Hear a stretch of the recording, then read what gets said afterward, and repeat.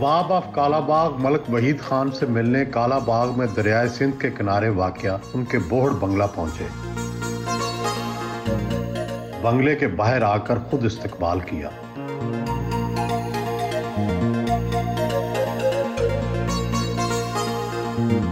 दरियाए सिंध के किनारे तारीखी बोहड़ बंगला तकरीबन 400 साल पुराना है।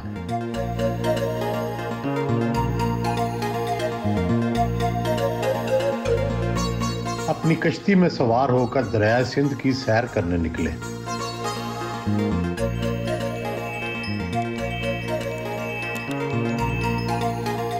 कालाबाग एस्टेट के नवाब, जागीरदार, साथ ही साथ शिकारी भी, और फिर आप जानवरों को महफूज भी बनाते हैं, कंजर्वेशनिस्ट हैं, ज़ख़ीरे बनाए हुए हैं आपने। तो ये कैसे मुमकिन है कि ये सारा कुछ इकट्ठे कर लेते हैं आप? असल में शिकारी कैसे महफूज रख सकता है? असल में सबसे बड़ा कंजर्वेशनिस्ट ही शिकारी होता है जी। दुनिया में आप जहाँ भी देख लें, सबसे बड़े जो कंजर्वेशनिस्ट हैं वो शिकारी ही हैं। सिर्फ जानवर की नहीं, जानवर की सारी एनवायरनमेंट का, क्योंकि जानवर में एक ख़ास एनवायरनमेंट रहना होता है जी, वो आइसोलेशन में तो नहीं हो सकता। आपके दादा नवाब अमीर मोहम्मद ख़ान ऑफ कालाबाग गवर्नर मगरबी पाकिस्तान रहे। आपके वालिद साहब मलिक मुजफ्फर ख़ान कई दफ़ा रुकने कौमी असम्बली रहे जी। आप सियासत में नहीं आए, इसकी क्या वजह है, या कम आए? जी बहुत कम, बहुत लेट आया और बहुत कम आया। मुझे शौक़ नहीं था, मुझे वो कोई साथ दिलचस्पी नहीं थी जी। लेकिन 2013 में फिर कोई हालात वाक़यात ऐसे बने कि फिर मजबूरन आना पड़ा। और फिर जब एक दफ़ा इंसान कोई काम हुए, मेरा तो यही नज़रिया है कि जो काम भी शुरू करें तो फिर उसको पूरी तरह करें जी, पूरी लगन से करें। तो अब जब आ गए हैं तो अब फिर कर रहे हैं जी कोशिश। नवाब ऑफ कालाबाग के नाम ही से रोब-दाब और मर्तबे का एहसास होता है। क्या आप भी उससे लुत्फ़अंदोज़ होते हैं अभी तक, उस रोब और दबदबे से? जी असरात अभी तक हैं, कुछ ना कुछ। नहीं, आप सख्ती करते हैं या नहीं, लोगों से नहीं, या नहीं, नरमी करते हैं? नहीं, नरमी जी, शायद इतनी नरमी नहीं होनी चाहिए। आपके वालिद साहब का तो बड़ा सख्त जी था। जी। अच्छा, ये हमारे रिहायशी मकान है जी ये। अच्छा, माशाल्लाह। वो बोर्ड बंगला तो है ना, मेहमान खाना जी, जी, जी। ये है रिहायशी जी ये। सारी फैमिली यहाँ रहती है? जी। हमारा ये एक अजीब सा सिस्टम है, गर्मियों में यहाँ होते हैं जी, और सर्दियों में पीछे एक हवेली है कुछ फासले पे। अच्छा। ये शुरू इस तरह हुआ कि 1841 में एक बहुत बड़ा सैलाब आया था जी। अच्छा। पहले तो ये शहर यही होता था ना जी, और वो बुज़ुर्गों के मकान भी इधर ही थे, तो वो सारे मकान तबाह हो गए। अच्छा। तो फिर उन्होंने सोचा कि कोई दरिया के दूर भी कोई जगह होनी चाहिए, तो एक हवेली बनाई। अच्छा। तो तब से फिर ये शुरू है कि गर्मियों में यहाँ होते हैं और सर्दियों में उधर चले जाते हैं। कालाबाग एस्टेट कितनी बड़ी है? कितने मुरब्बे ज़मीन है? कितने इसमें जानवर हैं? कितने इसमें फार्म हाउसेज हैं? अल्हम्दुलिल्लाह ज़मीन काफ़ी है जी। कितने मुरब्बे होगी? 50 मुरब्बे जी, होगी? कोई इस तरह होगा कुछ। जी हाँ। कितने जानवर पाले हुए हैं? जानवर जी, क्योंकि हम कंजर्वेशन करते हैं, जो नेचुरल हैबिटेट है जी, उसमें बहुत सारे जानवर हैं। मेन है तीतर है, चिंकारा हिरन है जी, और पंजाब हुड़याल है जी। ये मेन ये हैं जी। और फिर छोटी स्पीशीज़ बहुत ज़्यादा, क्योंकि ये पूरा एक इकोसिस्टम है जी, बायोडाइवर्सिटी का इकोसिस्टम है।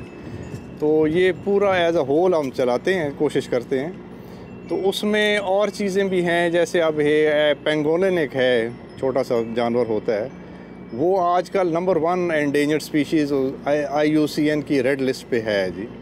तो वो भी, उसकी भी हम सेंचुरी वो है हमारे उसमें तहफ़्फ़ुज़ में रखा हुआ है। वो सबसे ज़्यादा ट्रैफिक्ड एनिमल है जी। तो उसकी अब सेंचुरी बनाने का इरादा है। तो इसी तरह और हैं, सांप हैं और परिंदे हैं, पूरा एक इकोसिस्टम है जी। कितने उड़यालों को महफूज बनाया हुआ है आपने? उड़याल तकरीबन 1800 होंगे अब जी। ये पंजाब उड़याल के सबसे, दुनिया में सबसे ज़्यादा हैं इधर जो आपके पास जी। क्योंकि लोगों को नज़र ये बड़ी चीज़ें आती हैं, लेकिन छोटी चीज़ें भी बहुत हैं। और ये हैं वल्चर, कॉमन वल्चर जो है जी, ये नायाब हो गया। ये भी हमारे पास एक जगह पे हमने वो तहफ़्फ़ुज़ दिया हुआ है उसको जी। क्या आप सारा निज़ाम खुद ही चलाते हैं, या आपने कोई निज़ाम बनाया हुआ है जिसमें काश्तकारी कोई और देखता है, बाकी चीज़ें कोई और देखता है? जी, पूरा एक टीम है जी, पूरी टीम है, सिस्टम है। मैं ज़ाहिर गाइडलाइंस देता हूँ और आगे फिर वो इम्प्लीमेंट करते हैं जी। मेरे बेटे भी माशाल्लाह अब वो भी जवान हैं, तो वो भी मेरे साथ भरपूर हिस्सा लेते हैं। आपको किसके शिकार का ज़्यादा मज़ा आता है, और क्या शिकार खाने का मज़ा आता है या शिकार करने का? दोनों का दोनों का होड़ियाल का ज़्यादा मज़ा आता है और ज़्यादा चैलेंजिंग है। सबसे मुश्किल किसको है जी शिकार करना? जो हमारे पास स्पीशीज़ हैं उनमें तो होड़ियाल मुश्किल है जी। अच्छा। तो वैसे तो ये मारखोर वगैरह वो ज़्यादा, क्योंकि बहुत ऊंचे वो रहते हैं जी, पहाड़ बहुत ऊंचे पहाड़ों पे रहते हैं। मारखोर हो गया, ये ब्लू शीप हो गया, मार्कोपोलो शीप हो गया, ये मुश्किल है क्योंकि ये बहुत ऊंचे पहाड़ों पे रहते हैं। आपने जो जितने गोश्त खाए हैं शिकार के, इनमें सबसे अच्छा किसका गोश्त लगा? ये चिंकारा हिरन का जी, बहुत लजीज और जायकेदार होता है जी।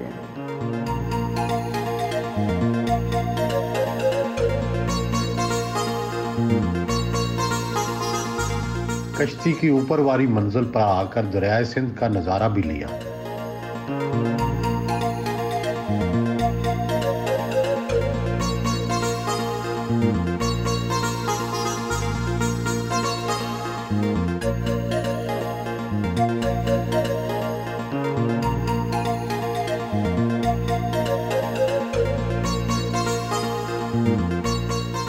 बोर्ड बंगले पर वापस आए।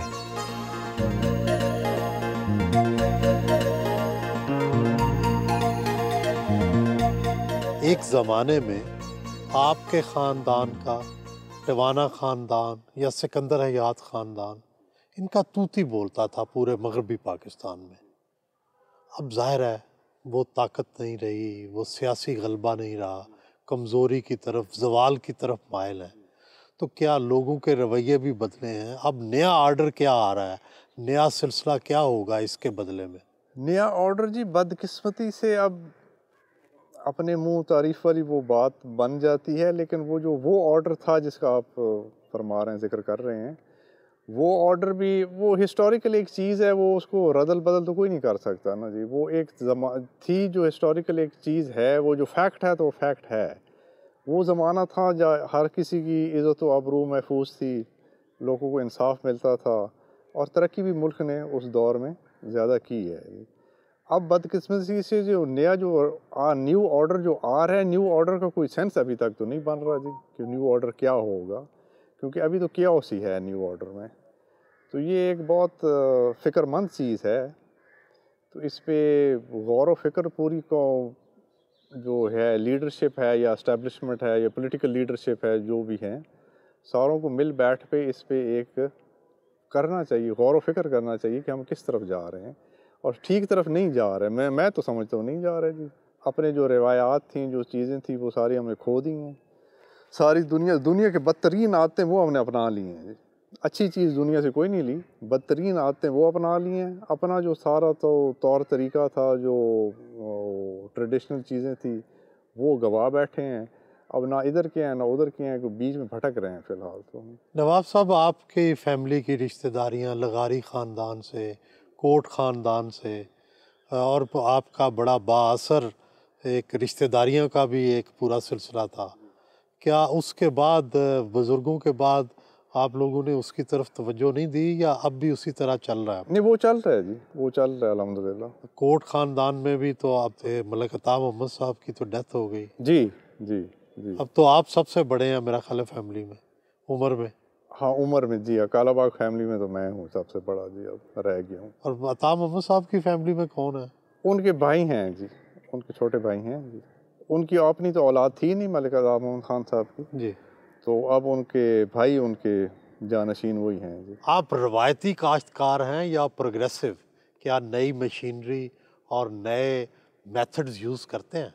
पहले तो बहुत प्रोग्रेसिव थे जी, क्योंकि सारी जो नई टेक्निक्स थी वो बड़े नवाब साहब मेरे दादा उन्होंने यहाँ पाकिस्तान में इंट्रोड्यूस की थी। तो अब वो चीज़ नहीं रही, क्योंकि इनपुट्स का ये तो इतने महंगे हो गए हैं जी। फर्टिलाइज़र हो गया, बिजली हो गई, वो डीज़ल हो गया, वो उनकी कीमतें, पेस्टिसाइड हो गए, उनकी कीमतें बहुत ज़्यादा बढ़ गई हैं। और जो इनकम आती है ज़मींदार को, वो उस लेवल पे नहीं बढ़ी जिस लेवल पे वो जो इनपुट्स बढ़े हैं। तो उस वजह से काफ़ी हद तक नुकसान हुआ है। अब हुकूमतों ने किसी को तवज्जो नहीं, एग्रीकल्चर बहुत जो असेंशियल एक है चीज़, उस पे इतनी तवज्जो नहीं दी जा रही जितनी देनी चाहिए थी, और वो दिन ब दिन वो कम होता जा रहा है, उसकी आउटपुट घट हो रही है और तौर तरीके वही पुराने जो हैं वो वापस वही आ रहे हैं, बजाय आगे बढ़ने के वो पीछे की तरफ जा रहे हैं। नवाब ऑफ कालाबाग का ख़ानदान ज़ाहिर है पूरे पाकिस्तान भर में जाना जाता है। आप लोगों की दोस्तियां हों, लड़ाइयाँ हों, झगड़े हों, ख़ानदानी लड़ाई हो, ज़ाहिर है उसका ज़िक्र भी सारे मुल्क में होता है। आप ये बताएं कि अब नवाब अमीर मोहम्मद ख़ान ऑफ कालाबाग की फ़ैमिली कितने हिस्सों में डिवाइडेड है? जायदाद किस किस में तकसीम हो चुकी है? बेसिकली 2 हिस्सों में है जी, क्योंकि वो नवाब साहब के 4 बेटे थे जी। बड़े बेटे मेरे वालिद साहब थे जी, नवाब मलिक मुज़फ़्फ़र खान। नवाब मलिक मुज़फ़्फ़र खान जी। फिर उनके दूसरे नंबर पे बेटे थे मलिक अलायार खान जी, उनकी बेटियां थीं जी। फिर तीसरे नंबर पे मलिक असद खान थे जी, उनके 2 बेटे हैं जी। और जो चौथे मेरे सबसे छोटे चाचा थे उन मलिक आज़म खान, उनकी औलाद कोई नहीं हुई जी। तो उनके बेसिकली फिर अब 2 हिस्सों में ही है, मलिक मुज़फ़्फ़र खान की और मलिक असद खान की फैमिली। और नवाबी ज़ाहिर है क्योंकि वो बड़े थे, मेरे बड़े भाई पे आई नवाबी जब वो वालिद साहब फौत हुए जी, और वो उन्होंने शादी नहीं की बड़े भाई ने जी। तो वो अपने भतीजे, मेरा जो बेटा है अपना, उनका भतीजा, उसको अपना जानशीन वली अहद वो मुकर्रर कर रह गए थे अपनी ज़िंदगी में। तो जब वो फौत हुए तो अब टेक्निकली नवाब मैं नहीं हूँ, मेरा बेटा है जी। बुजुर्ग मैं हूँ लेकिन नवाब वो है जी। और सुमेरा मलिक साहबा, आयला मलिक साहबा, ये इनका आपके साथ उनकी जायदाद को आप देखते हैं? नहीं जी, वो खुद देखते हैं, वो खुद देखते हैं। हाँ मतलब वो देखें तो 3 हिस्सों में फिर हो गई, मलिक मुज़फ़्फ़र खान की और मलिक अलायार खान की और मलिक असद खान की, तो 3 हिस्सों में बेसिकली हो गई। उन्होंने सुमेरा मलिक, आयला मलिक वगैरह ने, उन्होंने ज़्यादा, आपकी कज़न भी हैं जी और कज़न भी आपकी हैं, सिस्टर इन लॉ भी हैं जी। हाँ, उन्होंने ज़्यादा अपनी यहाँ से बेच दी है जी ज़मीन। अच्छा, और आप लोगों ने खरीदी है वो? जी। अच्छा।